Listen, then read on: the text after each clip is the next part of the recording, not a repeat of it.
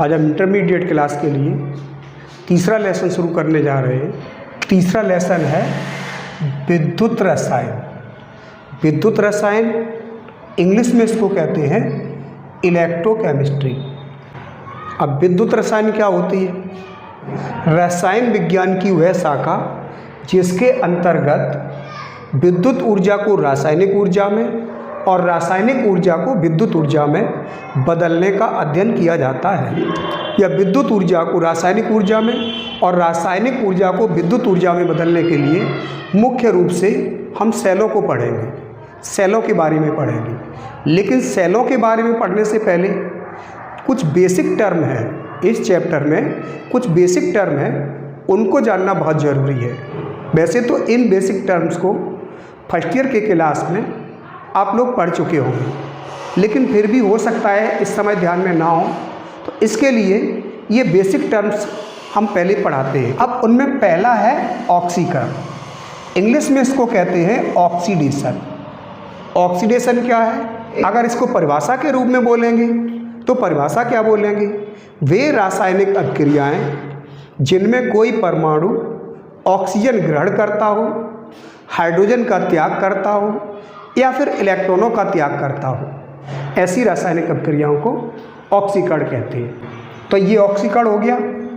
अब अपचयन, वे रासायनिक अभिक्रियाएं जिनमें कोई परमाणु ऑक्सीजन का त्याग करता हो, हाइड्रोजन को ग्रहण करता हो या फिर इलेक्ट्रॉनों को ग्रहण करता हो, ऐसी रासायनिक अभिक्रियाओं को अपचयन अभिक्रियाएं कहते हैं, रिडक्शन। अब इसका एग्जाम्पल देखें तो यही Zn+2 है, इसने 2 इलेक्ट्रॉन त्याग दिए थे। अब इसको अगर 2 इलेक्ट्रॉन फिर से वापस मिल जाए, Zn+2 को 2 इलेक्ट्रॉन फिर से वापस मिल जाए तो ये Zn सॉलिड में बदल जाएगा। इस अभिक्रिया को कहते हैं अपचयन अभिक्रिया। तो 2 अभिक्रियाएं समझ ली, ऑक्सीकरण और अपचयन। अब अगली अभिक्रिया देखते हैं इलेक्ट्रोड। इलेक्ट्रोड क्या होता है?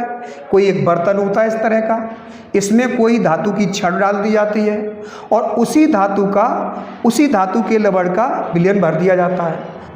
तो इसमें जो रॉड डाली गई थी, इस रॉड को कहते हैं इलेक्ट्रोड। और ये पूरा सेटअप जो होता है इसे कहते हैं अर्धशेल। अगर परिभाषा के रूप में इसको बोलें तो क्या कह सकते हैं? माने जब किसी धातु की छड़ को, जैसे Zn की छड़ है, तो जब किसी धातु की छड़ को उसी धातु के लवण के विलयन में डुबोया जाता है तो धातु की छड़ और विलयन के बीच में एक विभव उत्पन्न हो जाता है। इस पूरे उपकरण को अर्धशेल कहते हैं और इसमें जो रॉड डाली गई थी, इस रॉड को इलेक्ट्रोड कहते हैं। इसी तरह से हम देखते हैं इलेक्ट्रोड विभव। अब इलेक्ट्रोड विभव सेम यही परिभाषा हो जाएगी। परिभाषा क्या हो जाएगी? जब किसी धातु की छड़ को उसी धातु के लवण के विलयन में डुबोया जाता है तो धातु की छड़, ये धातु की छड़ है, धातु की छड़ और तथा इस विलयन के बीच में एक विभव उत्पन्न हो जाता है और इसी विभव को कहते हैं इलेक्ट्रोड विभव। इसी विभव को कहते हैं इलेक्ट्रोड विभव। इसके बाद अगला हम देखते हैं मानक इलेक्ट्रोड विभव। अब मानक इलेक्ट्रोड विभव क्या है? परिभाषा सेम इसी तरह होगी, लेकिन थोड़ा परिवर्तन होगा इसमें। परिवर्तन क्या होगा? इसी तरह से एक धातु की छड़ होगी, धातु के उसी लवण के विलयन में डुबोया जाएगा, लेकिन इसमें तापमान फिक्स कर दिया जाएगा। तापमान हो जाएगा 25 डिग्री सेंटीग्रेड, लेकिन इसका तापमान कितना हो जाएगा? 25 डिग्री सेंटीग्रेड। और सांद्रता फिक्स कर दी जाएगी, और सांद्रता कितनी हो जाएगी? 1 मोलर। अब इसकी परिभाषा बोलना चाहें तो परिभाषा क्या कहेंगे? मानक इलेक्ट्रोड की परिभाषा में क्या बोलेंगे? 25 डिग्री सेंटीग्रेड ताप पर किसी धातु की छड़ को उसी धातु के 1 मोलर सांद्रता वाले विलयन में डुबोया जाता है तो धातु की छड़ और विलयन के बीच एक विभव उत्पन्न हो जाता है। इस विभव को मानक इलेक्ट्रोड विभव कहते हैं। माने इलेक्ट्रोड विभव ही होता है, लेकिन इसमें 2 चीज़ें फिक्स कर दी जाती हैं। तापमान रखा जाता है 25 डिग्री सेंटीग्रेड और सांद्रता रखी जाती है 1 मोलर। इससे जो इलेक्ट्रोड विभव निकल के आता है, इस इलेक्ट्रोड विभव को ही मानक इलेक्ट्रोड विभव कहते हैं। अब धातुएं बहुत सी हैं, अलग अलग धातुओं का मानक इलेक्ट्रोड विभव अलग अलग होता है। किसी धातु का मानक इलेक्ट्रोड विभव अधिक होगा, किसी धातु का मानक इलेक्ट्रोड विभव कम होगा। अब धातुओं को उनके मानक इलेक्ट्रोड विभव के बढ़ते या फिर घटते क्रम में रखा जाए तो इसे विद्युत रासायनिक श्रेणी या रिएक्टिविटी सीरीज कहते हैं। तो ये टर्म हमने देखे जो मेन टर्म थे। अब हम चैप्टर को शुरू करते हैं और चैप्टर को देखते हैं, और चैप्टर में मुख्य रूप से हमें सेल पढ़ने हैं। तो अब हम शुरू करते हैं सेल को। सबसे पहले हम जानेंगे कि विद्युत रासायनिक सेल क्या होती है। तो विद्युत रासायनिक सेल एक डिवाइस होती है, वह डिवाइस जो विद्युत ऊर्जा को रासायनिक ऊर्जा में या फिर रासायनिक ऊर्जा को विद्युत ऊर्जा में बदलने का कार्य करती है। ऐसी डिवाइस को विद्युत रासायनिक सेल कहते हैं। अब विद्युत रासायनिक सेल मुख्य रूप से 2 प्रकार की होती है। पहली होती है विद्युत अपघटनी सेल। वे सेल हैं जो विद्युत ऊर्जा को रासायनिक ऊर्जा में बदलने का कार्य करती है। ऐसी सेलों को विद्युत अपघटनी सेल कहते हैं। जैसे इसके लिए अगर हम उदाहरण लें तो हो जाएगा लेड संचायक सेल। अब लेड संचायक सेल जो घरों में देखी होगी, इन्वर्टर में बैटरी प्रयोग करते हैं, वो विद्युत अपघटनी सेल है। ये क्या करती है? विद्युत ऊर्जा को रासायनिक ऊर्जा में बदल देती है। जब तक लाइट रहती है तब तक ये चार्ज होती है। चार्ज होती है का मतलब क्या है? ये विद्युत ऊर्जा को रासायनिक ऊर्जा में बदलती है, और जब लाइट चली जाती है तो ये फिर रासायनिक ऊर्जा को विद्युत ऊर्जा में बदलने का कार्य करती है। इसको कहते हैं विद्युत अपघटनी सेल। अब गैल्वेनिक सेल, गैल्वेनिक सेल या तो इसको गैल्वेनिक सेल कह सकते हैं, या इसका एक और नाम है वोल्टीय सेल, या फिर इसका एक और नाम है डेनियल सेल। अब गैल्वेनिक सेल क्या होती है? वे सेल हैं जो रासायनिक ऊर्जा को विद्युत ऊर्जा में बदलने का कार्य करती है। ऐसी सेलों को गैल्वेनिक सेल कहते हैं। उदाहरण देखेंगे तो डेनियल सेल या फिर गैल्वेनिक सेल। अब हम इन दोनों में अंतर देखते हैं, विद्युत अपघटनी सेल तथा गैल्वेनिक सेल में अंतर, माने दोनों में क्या अंतर है। इधर लिख दी विद्युत अपघटनी सेल, इधर गैल्वेनिक सेल। अब पहला अंतर जो बताएंगे वो इसके कार्य में बता दीजिए। हमने यहाँ पर कार्य लिखा है, लेकिन जब इसका नोट्स होगा तो इसमें पूरे पूरे पॉइंट लिखे होंगे, लेकिन यहाँ पर हमने शॉर्ट में समझाने के लिए कार्य लिख दिया है। कार्य का मतलब क्या है? विद्युत अपघटनी सेल का कार्य बता दो और गैल्वेनिक सेल का कार्य बता दो। विद्युत अपघटनी सेल का कार्य क्या है? यह सेल विद्युत ऊर्जा को रासायनिक ऊर्जा में बदलने का कार्य करती है। इसके बारे में बताएंगे तो यह सेल रासायनिक ऊर्जा को विद्युत ऊर्जा में बदलने का कार्य करती है। दूसरा पॉइंट देखेंगे तो किसी भी सेल में 2 इलेक्ट्रोड होते हैं, एक एनोड और एक कैथोड। विद्युत अपघटनी सेल होगी तो भी उसमें 2 इलेक्ट्रोड होंगे, एनोड और कैथोड। गैल्वेनिक सेल होगी तो भी उसमें 2 इलेक्ट्रोड होंगे, एनोड और कैथोड।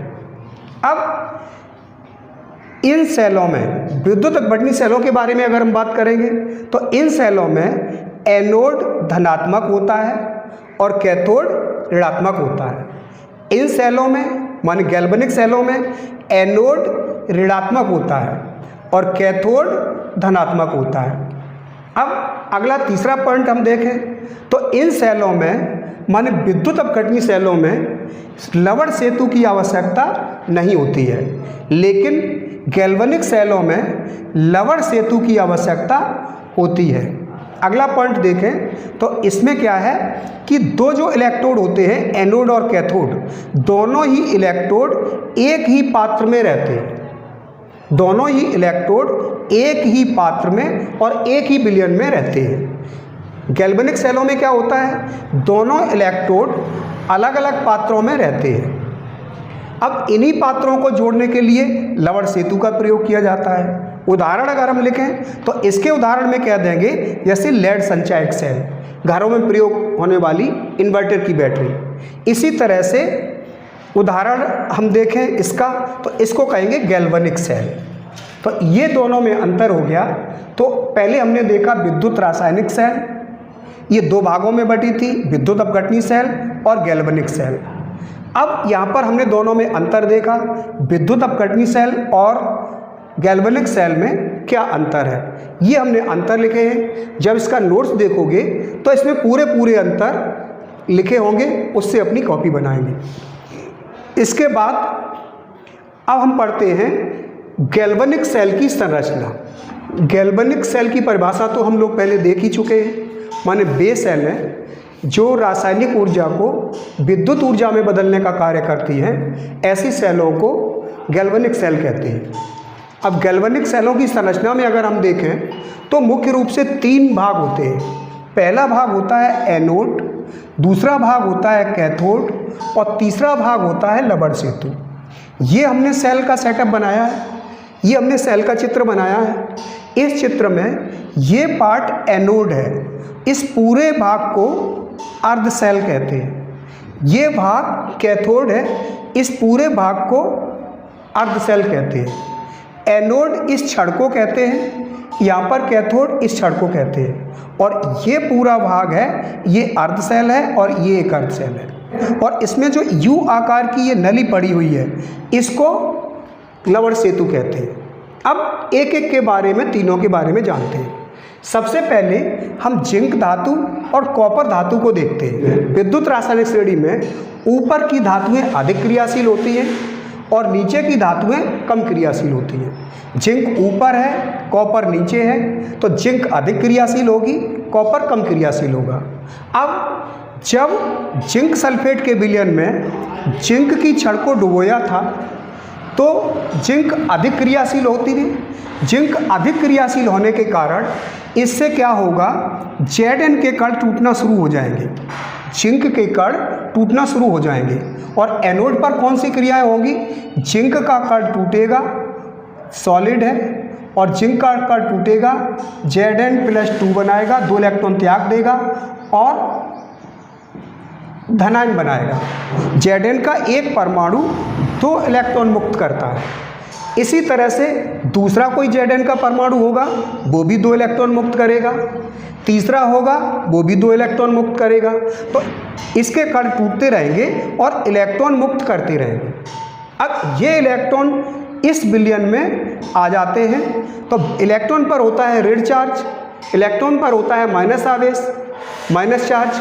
अब माइनस चार्ज की वजह से इस वाले विलयन का नेगेटिव चार्ज बढ़ने लगता है, इसीलिए इसका जो एनोड होता है वो नेगेटिव होता है, क्योंकि इसमें सबसे पहले माइनस चार्ज बढ़ना शुरू होता है। जब इस विलयन में इलेक्ट्रॉनों की अधिकता हो जाएगी तो इसके इलेक्ट्रॉन इस बाहरी परिपथ के माध्यम से इस वाले इलेक्ट्रोड की ओर जाने लगेंगे। अब इस विलयन में क्या होगा, जब ये इलेक्ट्रॉन इधर आएंगे तो यहाँ पर काम करेगा कैथोड। अब कैथोड क्या काम करेगा, कैथोड पर क्या होगा, कैथोड पर विलयन में Cu+2 आयन होंगे और इधर से जो इलेक्ट्रॉन आएंगे तो एक Cu का परमाणु 2 इलेक्ट्रॉनों को ग्रहण कर लेगा और 2 इलेक्ट्रॉनों को ग्रहण करने के बाद ये Cu सॉलिड में बदल जाएगा। तो यहाँ पर कॉपर के कण इकट्ठे होने लगेंगे, तो जितने भी आयन हैं वो धीरे धीरे करके कॉपर सॉलिड में बदलने लगेंगे। Cu की छड़ को कैथोड, और ये धनात्मक होता है, ये कैसा होता है, धनात्मक। तो ये हमने क्या बनाया है, कैथोड। कैथोड में क्या है, एक कॉपर की छड़ ली और उसको कॉपर सल्फेट के विलयन में, माने उसी धातु के लवण के विलयन में डुबोया।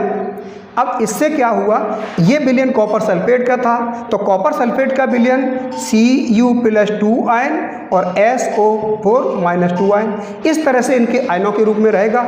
ये आयन क्या करेंगे, 2 इलेक्ट्रॉन ग्रहण करके इधर से आए हुए इलेक्ट्रॉनों को ग्रहण करके, एक परमाणु 2 इलेक्ट्रॉनों को ग्रहण करता है और इलेक्ट्रॉन ग्रहण करके ये कॉपर सॉलिड बनाएगा और इस तरह से ये अभिक्रिया होने लगी। इसमें क्या है, एक लवण सेतु लगा दिया जाता है। अब लवण सेतु क्या होता है?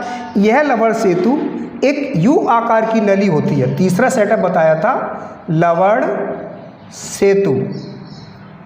अब लवण सेतु क्या है? एक यू आकार की नली होती है। इसमें अगर जेल भर दिया जाता है और एक कोई विद्युत अपघट्य भर दिया जाता है, इनर्ट इलेक्ट्रोलाइट। लवण सेतु के सिरों को रुई से बंद कर दिया जाता है और इसको उठा करके इन दोनों बर्तनों में इस तरह से रख दिया जाता है। अब ये सेल कंप्लीट हो गया।